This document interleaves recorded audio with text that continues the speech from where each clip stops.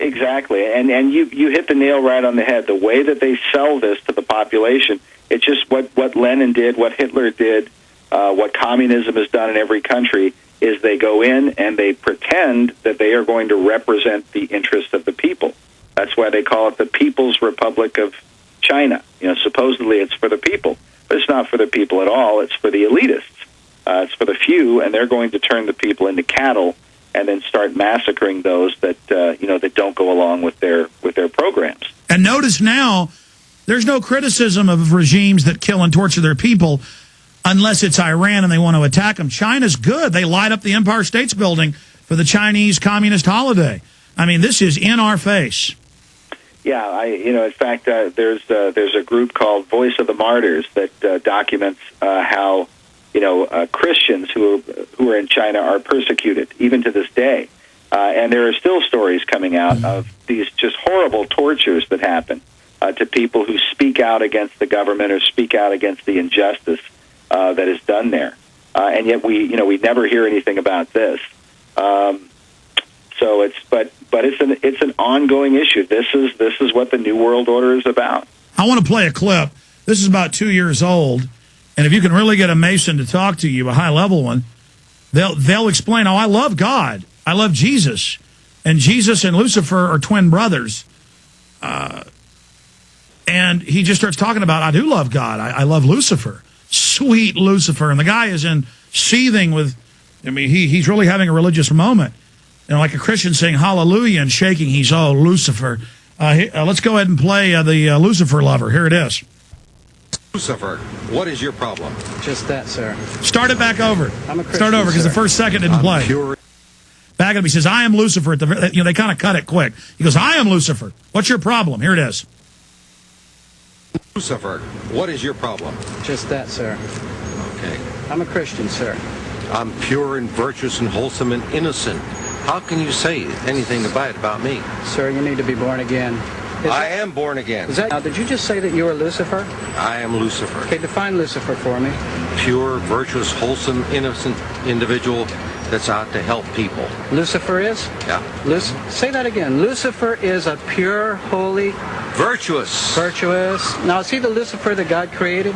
That's the same one. Oh, man, this is great. I'm going to put this on the internet. Oh, Amen. God bless you, Amen. brother. Because that's exactly what the Shriners and Masons teach, is that Lucifer is light. No. And you're what about confirming those hospitals? You know what, sir? Jesus said, many will say to me on that day, Lord, Lord, did we not do these good deeds in your name? And you'll say, away from me, you workers of iniquity. I never knew you. Jesus said it? In Matthew chapter 5. Mercy.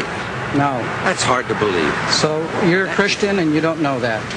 Actually, no, I really am. You are. Because I'm pure and virtuous. You're pure and virtuous, okay. Yeah. Mm-hmm. In other words, you're perfect without Jesus, right? No. Okay, tell me about Jesus. Who is Jesus? Well, he's my leader. Is he the Son of God? Yes, he is. Is he the only worshipful master? Yes. Have you ever been called worshipful master? No, because I've just been too busy. I've been working. I've been working to help people. What like kind you. of work? Okay. Get out of here. See, this is what a Mason confesses, is that Lucifer is light. Chris Pinto, and these lunatics are running everything. Yeah, people don't realize, Alex, that doctrine that he's describing there, even though he sounds a little wacky, this is what the guys who are, the inner core of the United Nations, this is what the guys who, were controlling and manipulating FDR's administration, which we show in Eye of the Phoenix. This is what the Theosophists, the Theosophical Society, and on the Freemasons, the Rosicrucians, the inner core, they all do the same thing. And Madame Blavatsky talked about it in her book, The Secret Doctrine. And she called it Demon est Deus inversus. The devil is God inverted. And this is what Dan Brown is promoting in this new book, The Lost I meant to get into that, and we're not going to have time to take calls. I apologize. For the final segment, we'll get into Dan Brown, and we'll clearly got to get you back on Chris Pinto. We carry the whole trilogy discounted at Infowars.com. You definitely want to see it. That's not the whole trailer. It just went up on Infowars.com and PrisonPlanet.com. The fifth and final trailer for Fall of the Republic. Pre-order it today, folks. It's shipping out next week on DVD and premiering at PrisonPlanet.tv for members. You know, I forgot that I was contacted by the directors of these great films I've had on many times about Dan Brown and his book that comes right out with how great the whole Luciferian system is, how it's the Bible is the secret lost symbol, how the devil is God inverted, yin yang, and how it's all good. They're just coming right out with it. And look, Chris, we got off into the history of it. It's such a big subject. I got to have you back the next few weeks to just do Dan Brown. And you guys have written a counter to it. And but just briefly in the few minutes we've got left, take us out with, you've reviewed it. Tell us what's really going on with it. Well, here's how we got in touch with the book. Actually, a couple of weeks before the book was released, we had gotten a call from ABC's Nightline News, and they contacted us and they requested a copy of Riddles in Stone: The Secret Architecture of Washington D.C., which is part 2. And we said, all right, why do you want it? And they said, well, we want to review it in conjunction with a story that we're doing on Dan Brown's new book, The Lost Symbol. Okay, now we hadn't read the book at that point, but so they're requesting a copy of one of our films in the series. Then we find an article from the Associated Press where Dan Brown is saying in the interview, or the Associated Press is saying, that his new book is based in part on an, quote, unfair anti-Masonic video, okay, that had been released. And so this led us to wonder, I mean, is this why Nightline is trying to get a copy of Riddles in Stone?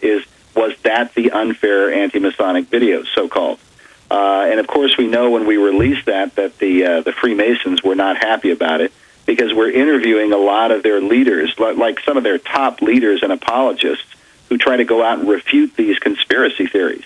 And, we're getting stories that Dan Brown was kind of working with these guys, and he's trying to present their viewpoint in his book.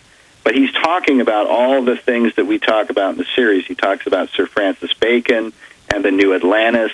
He's talking about the architecture of Washington, D.C., and the Hermetic symbolism, and getting into all of the philosophies that we're... And by the way, patriots have been talking about this for 100 years. Now they're just coming out with all of it, going, yeah, it's a big pentagram. I saw this in a documentary on History Channel this week. Look, we're going to go ahead and set you up for part 2 next week, if you can do it, Chris Pinto, because I want to just do Dan Brown and why they're now coming out with it. Are they trying to put the capstone on the pyramid? Is this their time for the revelation of the method? Folks, get the trilogy at Infowars.com and the secure online shopping cart, and the new film, Fall of the Republic, coming out. Mr. Pinto, thank you for spending time with us. Thank you, Alex.